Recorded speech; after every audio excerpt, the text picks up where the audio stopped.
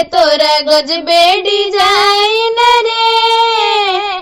ऊपर पहाड़ नीचे खाई दीदी के तोरा गजबे डिजाइन रे। गजबे डिजाइन रे गजबे डिजाइन, गजबे डिजाइन रे गजबे डिजाइन।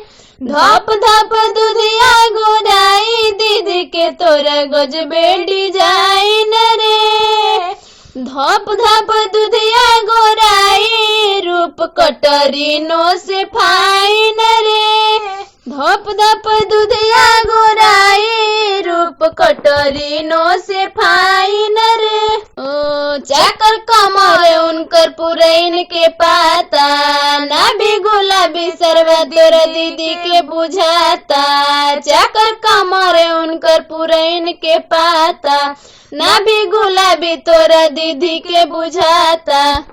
सबकर नजर बटे सी चढ़ा लो, पूरा अंगनवा के इज्जत बना लो। सबके नजर बटे सी चढ़ा लो, पूरा अंगन के हमरे शोभा बढ़ा लो। नहीं तो सरवा के दे हम भगाई लैले सी कबाड़ी रे।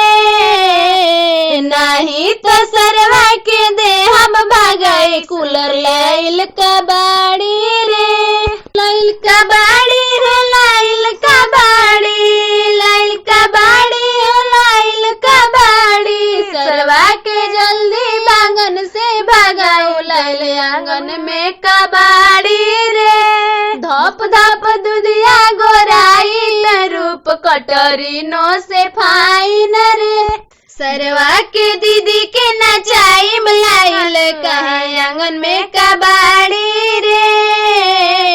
सरवा के दीदी के नचाई लाइल कहे आंगन में कबाड़ी रे। सरवा के आंगन से भगाई हमारे भैया सबका से फाइन रे। सरवा के आंगन से भगाई हमारे भैया सबका से फाइन रे।